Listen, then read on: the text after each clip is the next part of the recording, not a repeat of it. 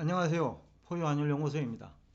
이번 시간에는 이제 조금 밝은 얘기를 하고자 합니다.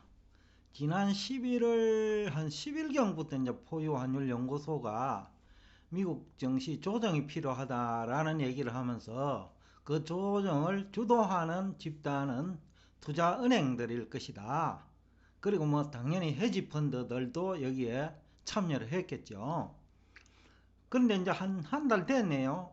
오늘 날짜로 한 달 조금 넘었는데, 근데 어제 금요일이죠. 지난 금요일이 그 미국 선물 옵션 만기일입니다. 12월 그러니까 18일 우리나라 기준으로 새벽이니까 주가 지수 선물 만기일이기도 하고 옵션 만기일이기도 하고 또 개별 종목도 이제 뭐 옵션이 있으니까 미국은 그런 거하고 다 관련되는 이제 만기일인데 아마 한 달 전부터 12월 18일 그 선물 옵션 만기일까지 다 계산해 가지고 그 조정을 유도했을 거예요. 그러다 보니까 이제 미국 증시 평균 이제 하락률은 고점 대비 한 28% 하락이 됩니다. 그 정도 되고요. 근데 이제 한 20여 개 종목을 제외하면 한 40% 정도 하락을 했어요. 그러니까 개별 종목 차원에서 보면 한 20여 개 뭐 핵심 주식을 빼고 나면 거의 대부분이 한 3, 40% 가까이 하락했으니까 이거는 거의 위기 수준까지 가격이 하락한 거예요. 그만큼 이제 거품 붕괴가 이제 제대로 일어났다. 라는 이제 평가를 할 수 있겠고, 또 이제 헤지 펀드들 입장에서는 결국은 이제 그 청산을 해야, 쉽게 하면 공매도 하는 것을 청산을 해야 수익이 실현되잖아요. 이제 본격적으로 지금부터는 청산하는 과정이 이제 있을 거로 기대됩니다. 우선은 이제 뭐 여태까지 전략이 있었을 거예요. 거품이 발생한 주식을 많이 팔았으니까 40% 하락했으니까 뭐 테슬라만 하더라도 거의 뭐 25% 이상 하락했거든요. 1200달러에서 지금 920달러 정도까지 내려왔으니까 약 한 280달러 정도 내렸으니까 상당히 내린 거죠. 그 다음에 이제 뭐 또 추가적으로 뭐 하락이 예상되는 것도 있을 거고, 헤지펀드들 입장에서 뭐 엔비디아도 마찬가지. 엔비디아도 보니까 한 25%에서 30% 가까이 하락한 것 같고, 그러니까 다른 평균 40% 하락한 것과 비교하면 뭐 하락폭이 작지요. 그런데 이제 청산은 언제 해야 된다. 그리고 어제 이제 선물 옵션과 관련해 가지고 뭐 청산이 된 것도 적지 않을 거예요. 왜냐하면 결국은 현물 가격하고 맞추기 때문에 선물 옵션 만기일에 최종 가격은 현물하고 맞추거든요. 그러니까 어제 뭐 뺐다는 것 자체가 개별 종목들도 뺐다는 자체가 개별 종목 옵션을 청산했다는 얘기도 되겠죠. 그런 측면에서 이제 어제 날짜로 많은 어제가 이제 12월 18일입니다. 오늘 토요일 날 제가 방송을 하기 때문에 그러니까 12월 18일자로 거의 많은 부분이 이제 청산이 됐을 거라고 봅니다. 현물하고 같이 이제 맞춰야 되니까 그런 측면에서 이제 환경이 이제 좀 만들어지고 있다. 반등할 수. 또 한 40% 하락한 것도 또 환경이 만들어진 거죠. 그리고 이제 제가 아마 11월 10일부터 한 얘기가 이제 뭐 경기가 살아나니까 2보 전진을 위한 1보 후퇴 전략이라는 표현을 썼는데 그렇기 때문에 기관 투자자들이 또 주가 하락을 주도할 수 있는 거죠. 그리고 또 공매도를 통해서 뭐 투자은행들이 위험 관리도 많이 했을 거예요. 굳이 헤지펀드가 아니더라도. 그러면 이제 어제 날짜로 선물이나 옵션은 청산된 금액이 적지 않을 거예요. 그래서 이제 또 어제도 끝까지 내린 이유 중에 하나도 그리고 금요일 날 금요일이잖아요. 며칠 전에 연준 의장이 그 테이퍼링 조기 그 단축, 그 시기 단축하고 그 다음에 기준금리 뭐 인상을 시사하는 그 발언하는 그날 가격을 올린 것도 선물 옵션 만기라고 관련되어 있어요.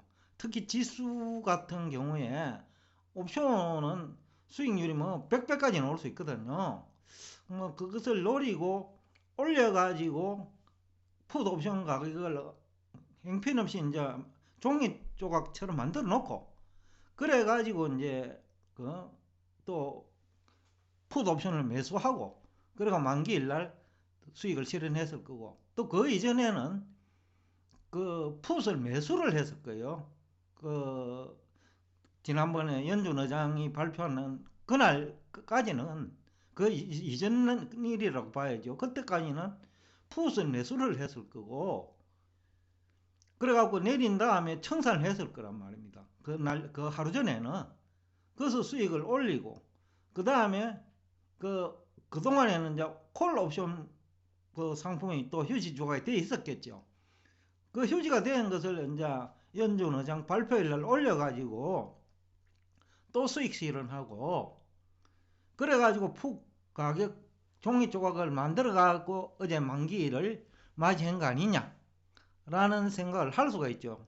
여하튼 주식시장은 그 고수들의 전략은 다양하기 때문에 아마 제가 추정하건대는 그 12월 한 달 동안 그러니까 11월 중순부터 어제 금요일이니까 금요일까지 약 한 달 동안 이 작업을 했다고 보지요. 그래서 이제 이런 그 어떻게 보면 뭐 상당히 정제된 그 주가 하락 유도라고 봐야 되나요? 한 20개 종목을 가지고 지수는 붙들고 그래야 이제 다수가 그 안심을 하거든요. 지수는 오르는데 왜 이것만 빠졌지? 지수까지 함께 폭락을 해버리면 공포 분위기가 이제 확산되니까 지수는 가능한 좀 유지를 하면서 개별 종목 중심으로 거품이 발생한 주식을 처분했다고 보면 되죠. 미국은 또 개별 종목 주식도 선물 매도도 가능하고 매수도 옵션도 가능하니까 그런 식으로 해가 종합적으로 아마 접근했다고 보면 아마 어제 그러니까 12월 18일 금요일 선물 옵션 만기를 타겟으로 해가 많이 청산이 됐을 거다라는 얘기를 할 수 있겠습니다. 그 다음에 이제 다음 전략은 그럼 어떻게 할 것이냐. 아직도 이제 공매도 해놓은 것 중에서는 청산을 안 한 것도 많을 건데 그래서 이제 어제 그러니까 12월 18일입니다. 날짜로 청산했으니까 돈이 좀 많이 생겼을 거예요. 헤지펀드들이 이 돈으로 이제 제가 볼 적에는 가치주 중심으로 매수를 해 나갈 거 아니냐. 왜냐하면 거품이 발생한 주식은 올라가면 이제 그 거품이라는 사실을 이제 많은 사람이 깨달았기 때문에 매물 압박이 많아요.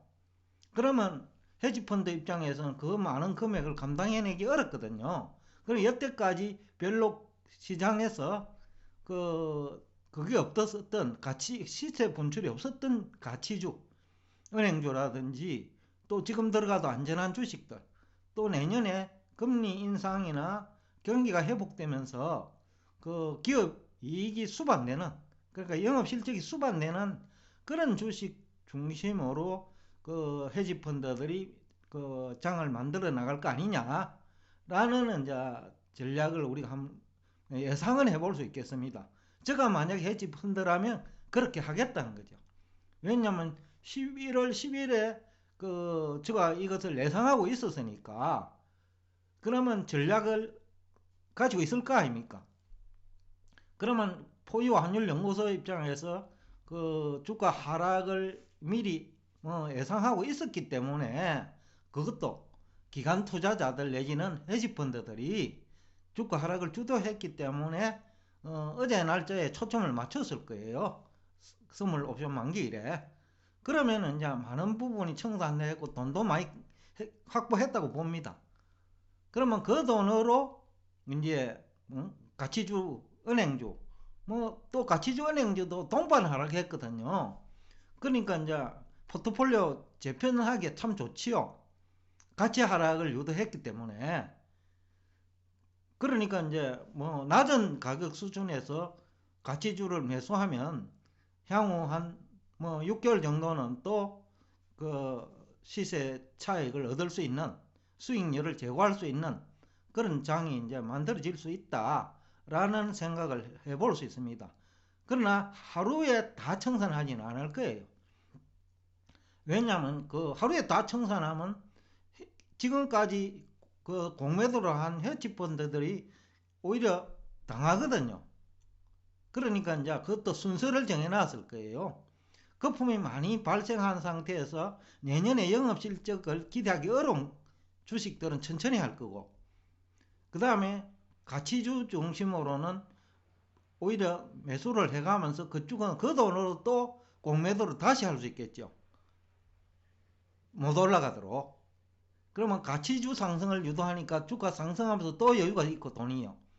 그 돈을 가지고 또 공매도를 하는 또 전략도 있었기 때문에, 그러니까 기업 실적도 수반되지 않는 메타버스 관련 주식 중에서도 컨텐츠 관련 주식이나 NFT 관련 주식은 추가적인 공매도도 있을 수 있다라는 어떤 투자 전략.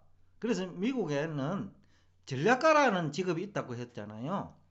그분은 이제 그 다방면에 걸쳐서 많은 지식을 가지고 있거든요. 최소한도로 주식 전문가라고 하더라도 환율, 금리, 원자재, 실물경제 이 모두 다 알고 있는 사람들이에요. 그렇기 때문에 그런 전략을 이제 수립할 수 있는 거죠. 만약에 그렇다 하면 저 예상대로 이제 가치주를 본격적으로 이제 투자하는 그 시기가 12월 산타 랠리라 하면 그게 산타 랠리일 거다. 그러면 거품이 발생한 주식은 산타 랠리와 거리가 멀 거예요. 왜냐하면 가능한 가격 상승을 못하도록 할 거예요. 또 그 전략이 이제 가치주로 간다는 것 자체도 심리적으로 일반 개미 투자자들한테 이제 거품이 발생한 주식 중에서 수익성이 수반되지 않은 시장 끝이 났구나 라는 인식을 심어줄 수가 있죠. 그런 측면에서 이제 접근 전략이 나오지 않을까라는 생각을 해볼 수 있겠습니다. 또 하나의 이제 또 환경은 경기가 회복되고 있는 게 현실이잖아요. 뭐 12월도 이제 거의 끝나가고 있으니까 4분기 성장률은 뭐 5%대까지는 오지 않을까, 연율로. 그 정도면 뭐 3분기 대비하면 엄청난 성장률이거든요. 그렇다 하면 이제 가치주 중심, 그리고 그 은행주 중심, 금리를 또 한 서너 번 올릴 때 은행주는 뭐 1년 내도록 된다고 봐야 되니까 그쪽으로 시장 질서가 이제 본격적으로 개편될 것이다 라는 얘기를 하면서 오늘 여러분과 대화를 여기서 끝내겠습니다.